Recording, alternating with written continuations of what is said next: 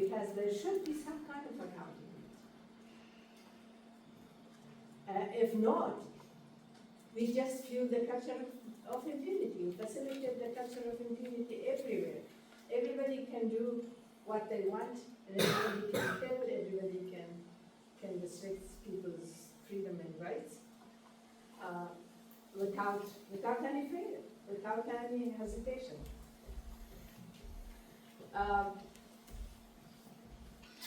Then what the Taliban is seeing by the international community who believes on human rights?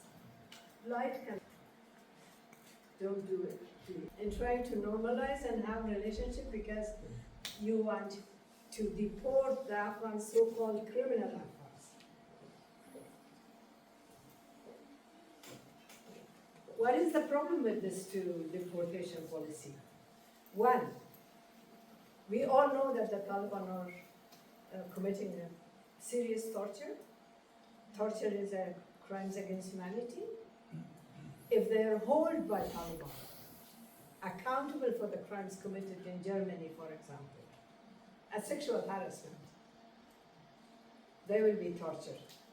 Is it fair for Germans to deport those and give to the regime which is known that they are going to commit torture? Of course not. Two, if they don't hold them in detention or in prison, we just encourage them the culture of impunity, particularly the sexual harassment, sexual gender-based violence. So if they are free and do not get punishment in Germany or in European countries, then of course they are free in Afghanistan, much worse. So do we think about all these things? Part of believing on universality of human rights? No. We just invite them and put a red carpet because we want to deport the Afghan criminals. And the third point is Afghanistan a prison, which is for the women and for a lot of people. Should all the criminals be there without any monitoring and without any rehabilitation? Will they stay in that boundary and that geography? No, they will reach to that. So I think it's really important. And I'm just touching more quickly on the SDGs. Poverty. Taliban increased poverty. Nobody cares. Zero hunger.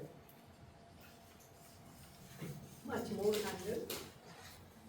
And this situation of poverty and hunger actually give the possibility to the Taliban to establish more madrasas, to brainwash more boys and girls. 22,000 madrasas established. Because most of them has dorm and they are feeding the children. We had this case, and I was working in a camp in 1995, and I watched the people from the camp give their children to the madrasas. Now they are leading the country. So we want to continue this Talibanization of not only Afghanistan but in the region.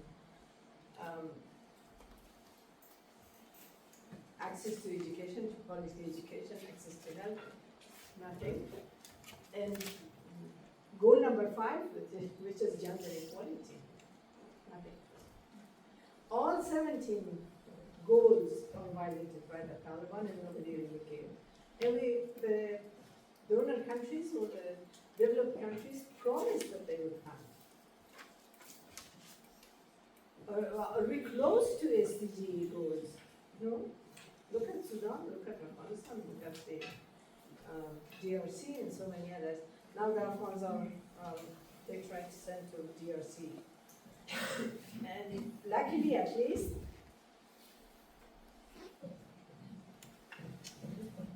a lot of countries did not recognize them, but indirectly they do accept their consulate. That is a recognition, slowly. That is a kind of a quiet or silent recognition of the Taliban and their brutality. So I think it's very difficult. On the climate I spoke, on the water, it's really bad. On the peace and security and inclusivity, it's not because people are saying Afghanistan is safe, because it's less killing, less suicide attack. They were the reason for the insecurity, so they are not committing suicide attack against themselves. Although they killed some of them among themselves, but it's not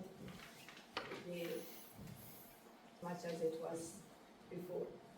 And I think the only country we all know that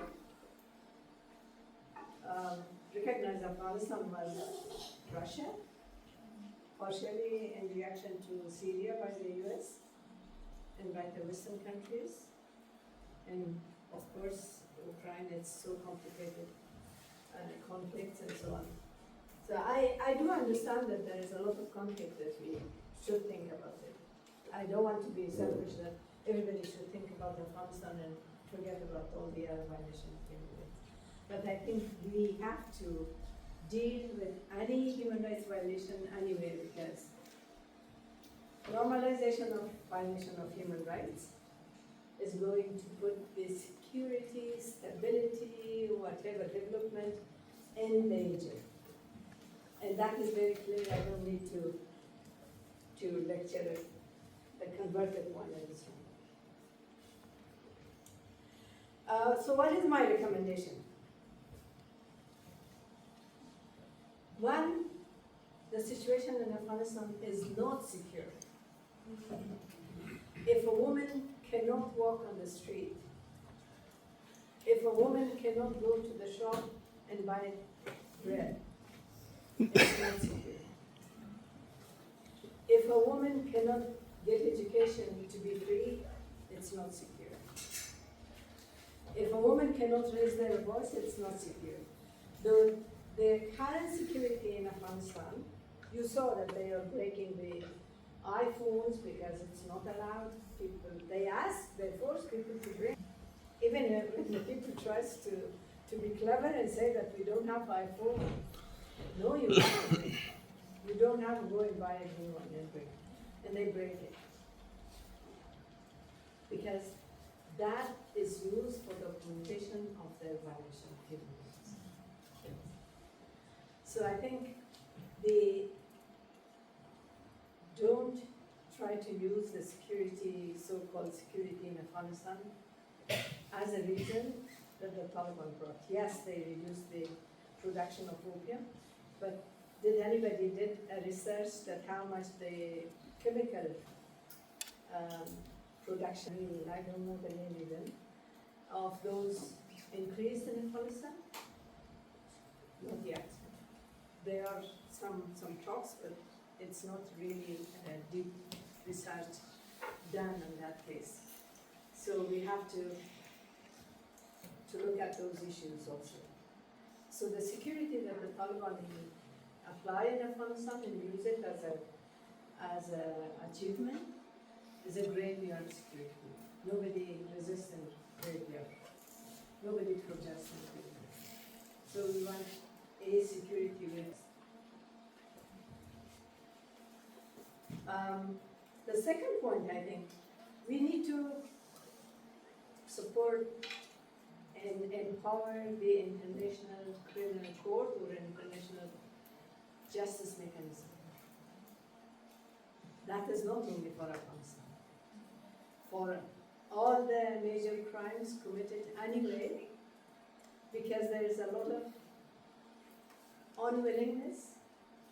We see it in the richest and biggest country, and we see it in the poorest country as Afghanistan.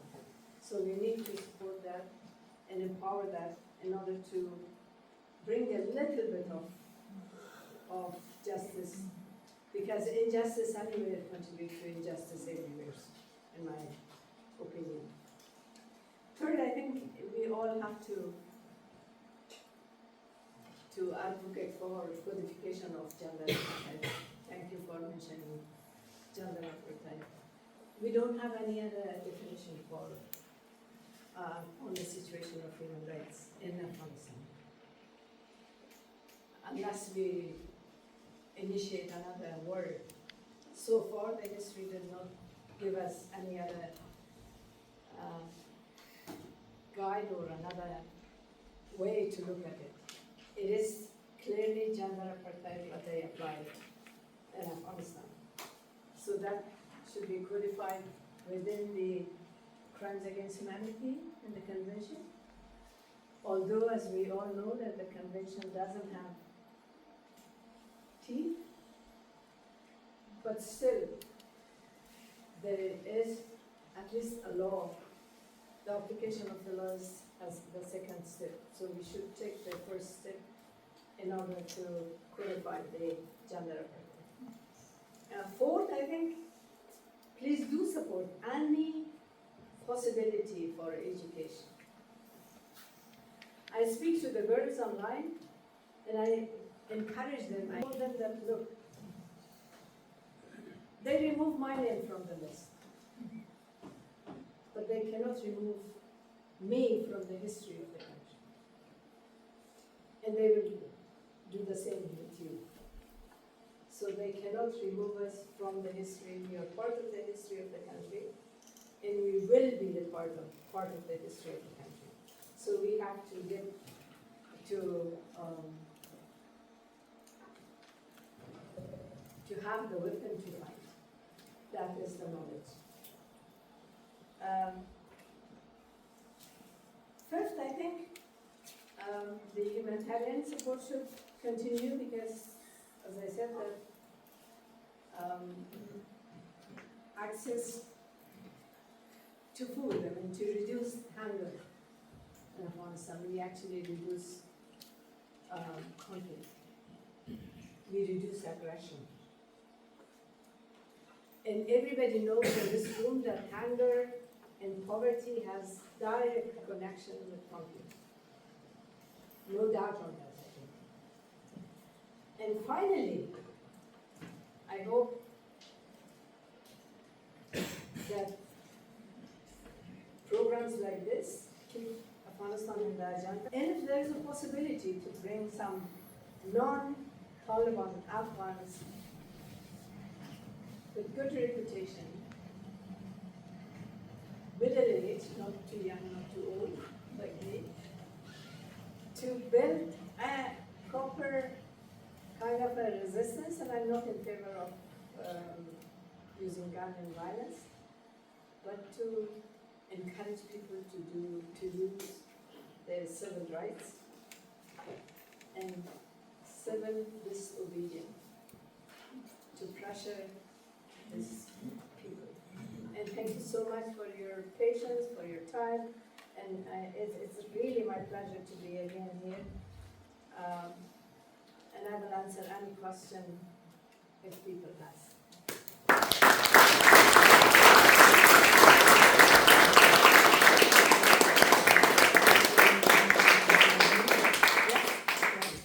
So the floor is open. We have 10 minutes for questions, comments. If there are any, please. من سلام عرض می‌کنم. یک سوال دارم. شما اگر وضعیت کمی بلندتر سوال چرا این گپ می‌زنی؟ اول خود معرفی کنید. من فاطمه بیشتر مایکروفون.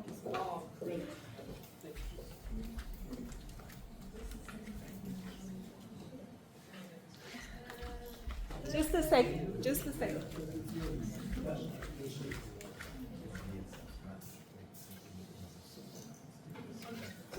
سلام عرض می‌کنم و خوشحالم که اینجا هستم. خوشحالم که شما رو می‌بینم. مثلا یک سوال داشتم. شما اگر این وضعیت زنان افغانستان در یک جمله بخواید توصیف کنید چی می‌گید؟ Would it be possible to repeat that in English? To say that women's situation in one sentence. It is very difficult. It's dire and it's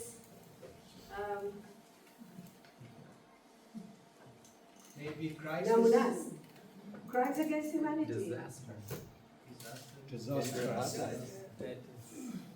اجازه من یه سوال بگم.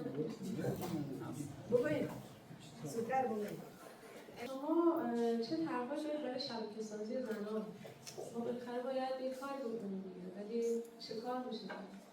به عنوان یک فرد عادی از جامعه اپوزیسیون افغانستانی در خارج از افغانستان. یک. I'm sorry, I'll go back in English. One, I think we all should read the principles of human rights and should practice it. تنها خواندنش برای حال مقال کافی نیست. Read and practice the principle of human rights. Accept the differences that we have. We are different people. We've grown up in different environments with different mentality. I read different books than you, but we have to respect each other's opinion and come together. Because what the Taliban actually does, of course, as I said, they are violating the minority rights very much. But it is also very bad, unfortunately, in Pashtun areas. Because in Pashtun areas, they have more acceptance by the people on the women's rights. And that is very, very dangerous because we cannot say that, okay, the Hazara woman should be liberated, the Tajik woman should be liberated, let the Pashtun woman to be that way. This is not going to work. The conflict will continue and we cannot bring peace. So accept each other, believe that we are equal, and go from there. Thank you. Any more comments, questions? درست سوال کنیم. صدای کنم بلند کنیم. Assalamu alaikum, Doctor. Thank you for being here and for it's very interesting. My name is Hila Rahman. I am currently working on my PhD also about Afghanistan, on collective trauma and its influence on aid effectiveness. And I wanted to ask for your advice on a matter. You also talked about the situation of girls and women there, that they aren't allowed to go to school and have no access to education and work. So I had heard about these underground schools and also about some areas where women actually do work, but kind of in the Taliban know about it, but they act like they don't know about it. So, and I saw it with my own eyes when I went to Afghanistan 2 years ago. I saw this kind of underground school, and I was really amazed by it. And I wanted to ask you, what would be your advice? How can we support these small resistance movements without making it about ourselves? Sometimes in the diaspora it's like we are making it about ourselves, but it's actually not. It's about the women in Afghanistan. You remind me of the New York Times that Taliban are allowing women to work because they can work, they can make carpet making at home is very unhealthy and they don't earn much. So we should not normalize that kind of style of I didn't read the New York Times article because when I saw it, I said the same thing. One short remark, the one example I were academic, it was an academic video. Okay. Because we run schools, but we don't announce it publicly or here, it's okay, because they might be in danger. Yes. There is a lot of online, but not enough. I mean, there are some groups who has 20,000, 30,000 students, but it's 2-3 million girls need to go to the school. So it is a drop, but it's a good drop, and it will be helpful. I think what you, the young generation here, can do, one, you can teach online, participate, give some time and talk to the girls. English, computer, whatever. Sociology, about your research, about trauma. Two, you can collect some money. And not even if you cannot go far, just support your own close family member, that the girls can have the internet access, the girls can have a pen, a notebook, so they can write. So that is possible, that each one of you can do. So my final remark on this, I keep telling the people, the Afghans, that now you're German and American, whatever we are, we have to be good citizens in this country. But we should not forget that our roots are in Afghanistan. من میگم که تیشه دستش از درخت است ولی کنده شده ریشه نداره. ما خود درخت باشیم تیشه نشیم. It's very difficult to say it in English, but I try to say it.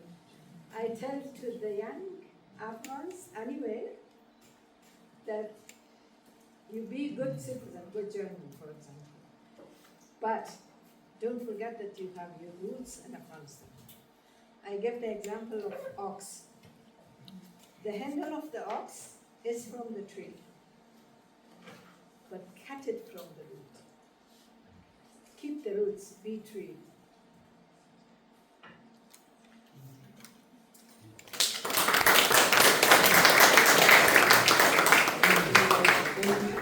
We have one question from the online. Well, in the room, but Okay. actually we need to go to the next keynote. Otherwise, at the end we have at the German conference, and that means we have a strict timetable. We need to be punctual. Okay. So, هر کس که سوال داره باز در جریان چای نان و آب program. can you respond to Yeah, I just said that whoever has question, I am here in 2 days, for 2 days. I was generous with my time this time. So I can answer any question personally. تشکر از همگی. Thank you so much.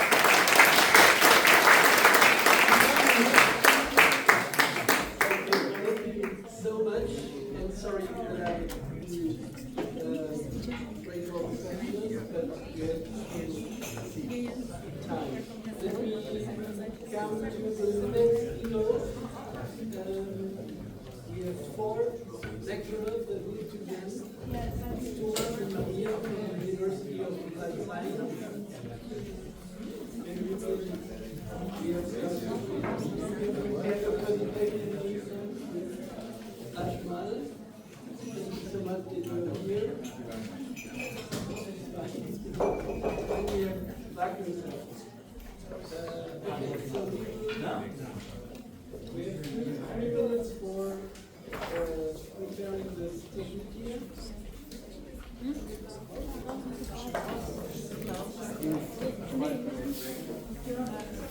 Yeah, okay, so we will continue 20 past 1. We have 5 minutes break now. Exactly 5